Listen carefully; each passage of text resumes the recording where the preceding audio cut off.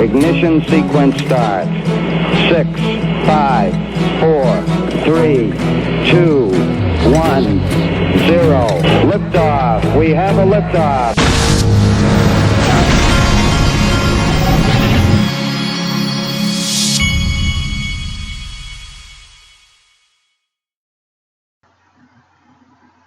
Hey everybody, this is the Digital Asset Investor. If I'm talking a little quiet, it's because I have kids asleep right now. But I had something, I literally woke up early and it was 3 or 4 quotes that were in my mind to talk about. That it was just things that popped into my head from the last few months. And I woke up early and I decided that I would go find them if I could, and I found 3 out of the 4. So before I forget, I want to tell you what the first one was.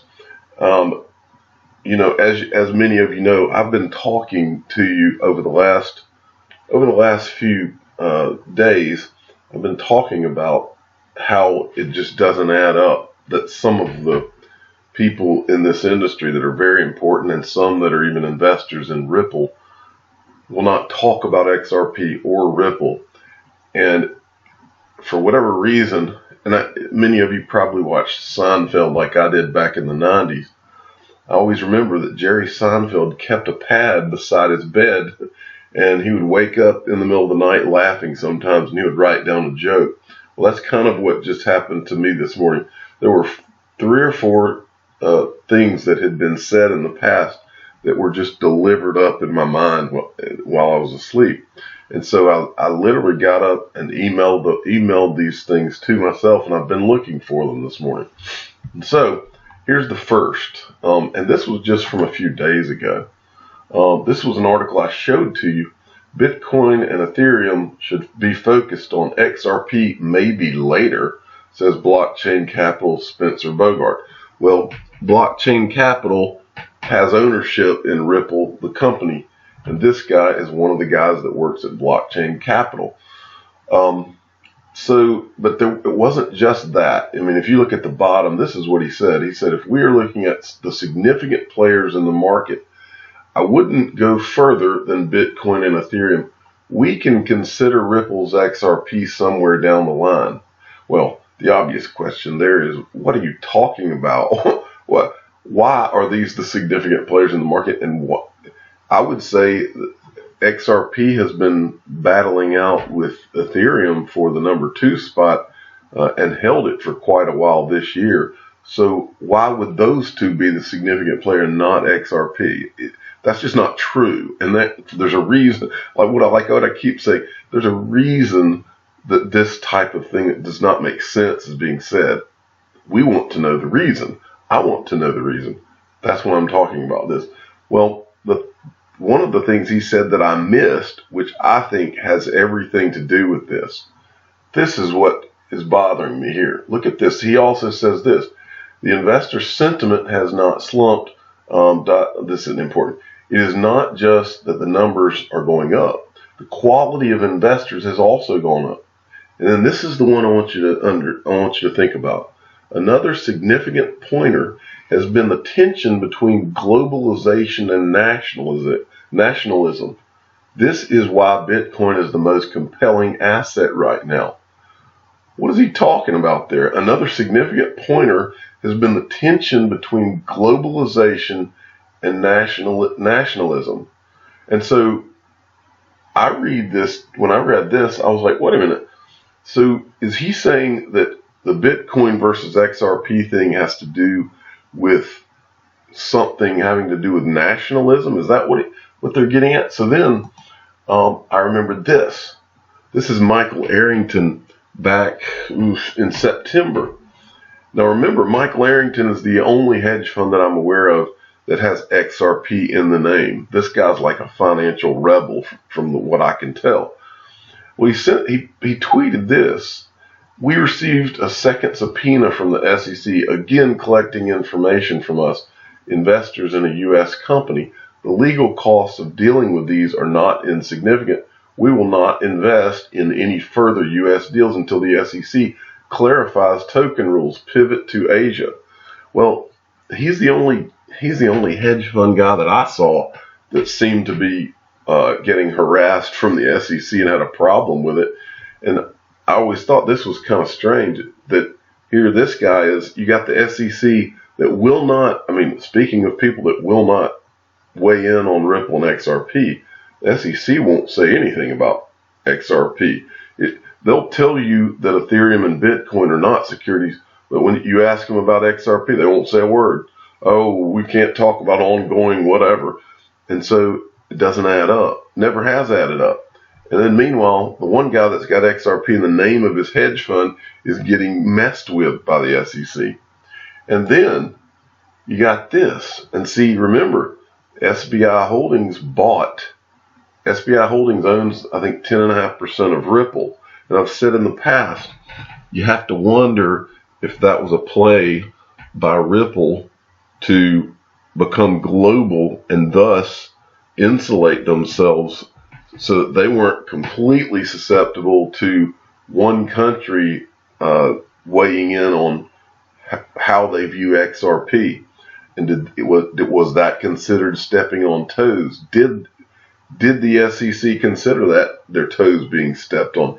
Is that what this is all about? Is that why they've taken Bitcoin and Ethereum under their wing and said, well, these guys went global and brought in another country?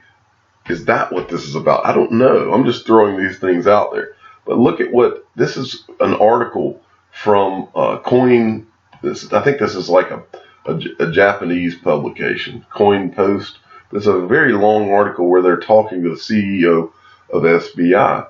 Well, if you go down to the bottom, they talk about the SEC, and this is the CEO of SBI talking here, and they're interviewing him.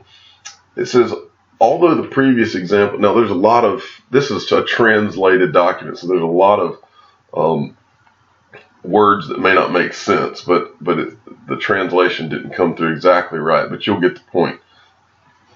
He says, although the previous example is an example of the United States, XRP has been positioned as a coin already in Japan's legislation. That's why it's a coin in Japan, regardless of the discussion in the U.S.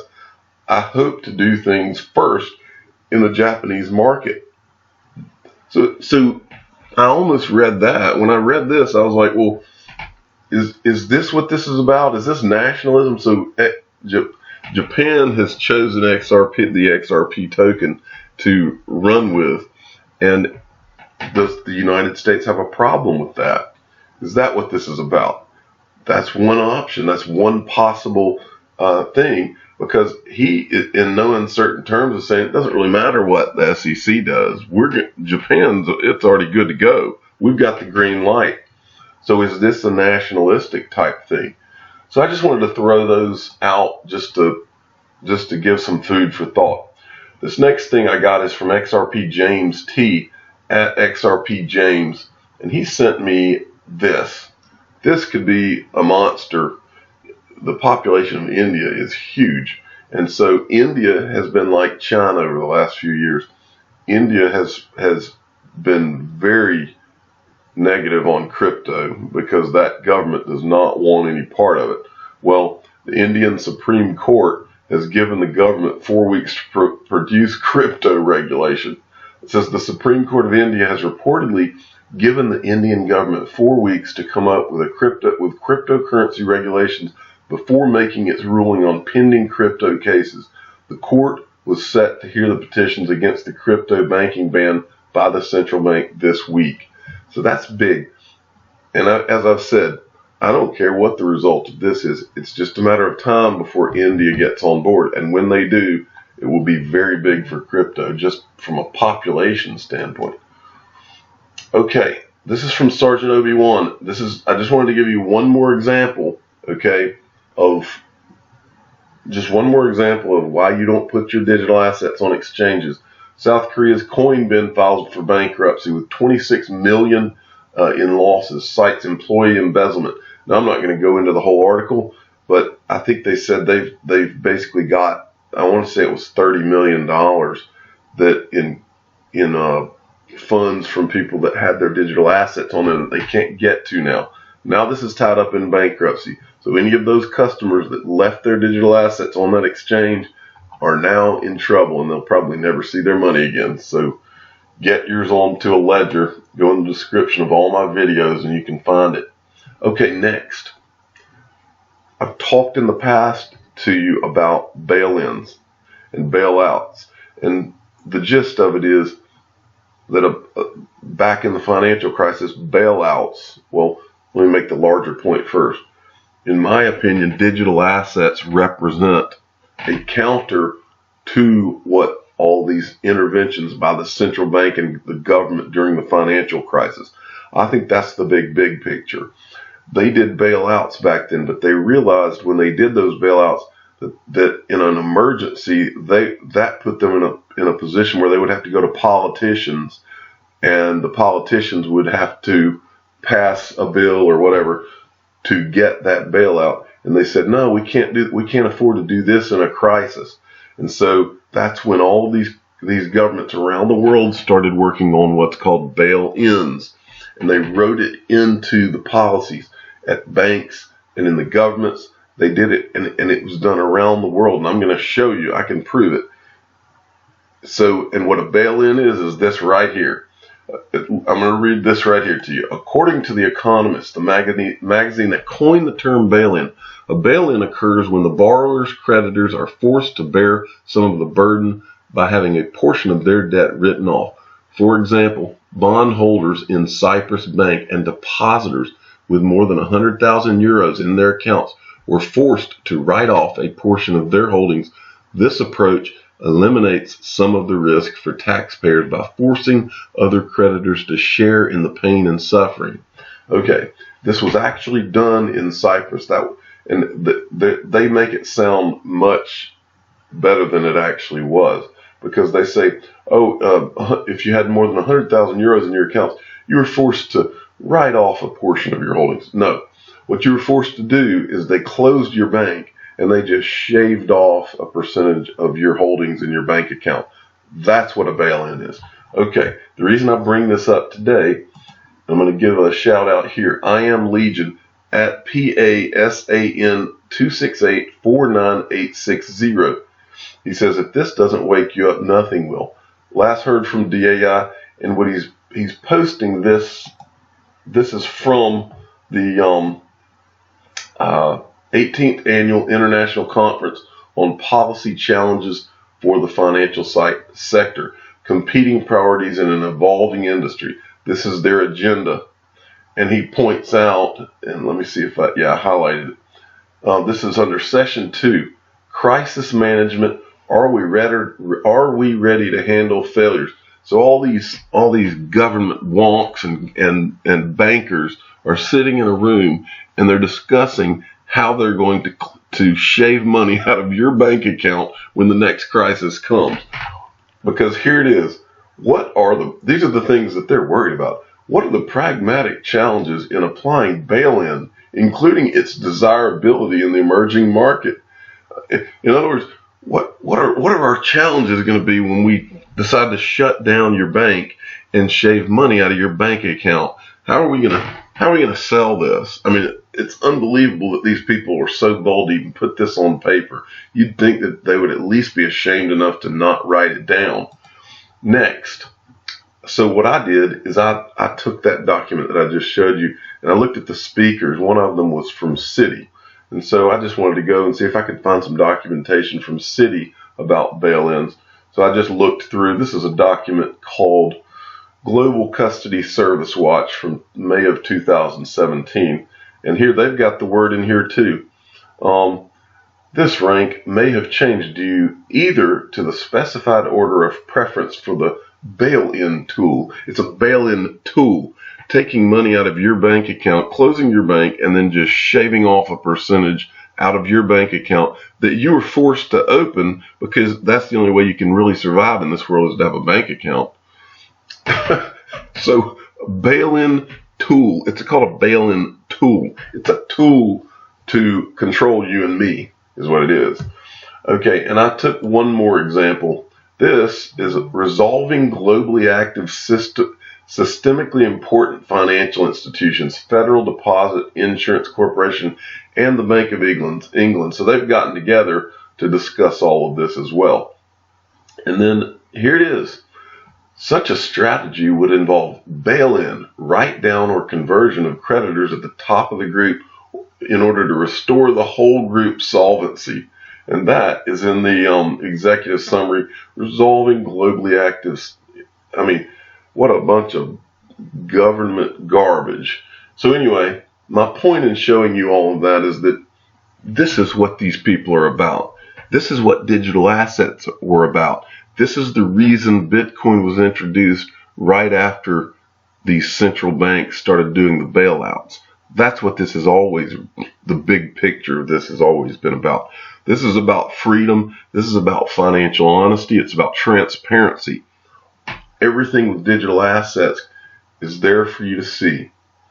And so why would now that this genie's out of the bottle, why would anyone, especially when there's a crisis seen as coming, why would anyone have their money sitting in a bank account? And this is the problem that these governments now have. That's why they're trying to figure out a way to get their arms around this, but they won't. And that's why JP Morgan is trying to have their own coin. They think that they're going to be able to solve this problem for themselves, but they won't be able to. This is global. Global is the issue. And so I just wanted to show you that because he had brought that up and I haven't touched on it in a while. Finally, yesterday you all saw the crypto markets just do a dive. They built up, just kept building up, and then it all just did a dive. It was some of the more obvious manipulation that I've seen in a while. And Galgatron hit this really well, and he's a very smart guy with this type of thing. So I wanted to refer you to his blog. He says, whales are on a rampage, trying to wreck souls in the market as a whole. None of this has to do with XRP or Ripple at all. If you're losing your mind, reread. And he's giving you his post, which he wrote a very good piece on his blog. It's called The Anatomy of a Whale. And you can go to that. It's galgatron.net is his website. And he's got The Anatomy of a Whale. He tells you exactly how the manipulation works, exactly what they do, exactly how it works. And it'll put your mind at ease for one reason, and one reason it should is because this type of manipulation is, they're able to do this right now, but as this market matures, they won't be able to do this. And ultimately, this market's going to mature. I mean, as Wall Street begins to come in, and as we start, instead of talking about billions, we begin talking about trillions, it's going to be a different field altogether and a different ball game. And so, but do go read his blog because he really lays out how this all works, how they do it, what exactly the way that they go about trying to tank the market just like that. But anyway, I wanted to make one other point about what he said in how he worded this. Trying to wreck souls in the market as a whole. I think that he couldn't be more right than he is right there, because I think that there's a concerted effort to just knock the retail investor to the ground and then keep kicking them while they're down until they can't take this market anymore, to get them completely out. And that's when the maximum opportunity for these Wall Street people is going to be, is when they've kicked them and they're literally passed out on the ground.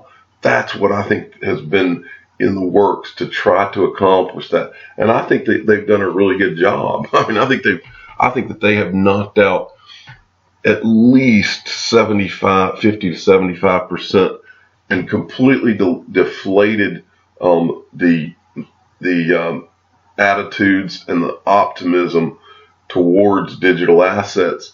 But guess what? I'm drinking my coffee this morning. I'm as excited as ever. I'm not going anywhere. I'm in it to win it. I'll be here when these whales are no more, and the digital assets are here to stay, and they're not scaring this guy away from anything. I'm the digital asset investor. I'm not an investment advisor. This is for entertainment purposes only. please subscribe and hit the like button. Tell your friends and family, go read Galgatron's blog, because it'll set your mind at ease and make you understand the much bigger picture of what's going on. Thank you for listening, and my kids are still asleep.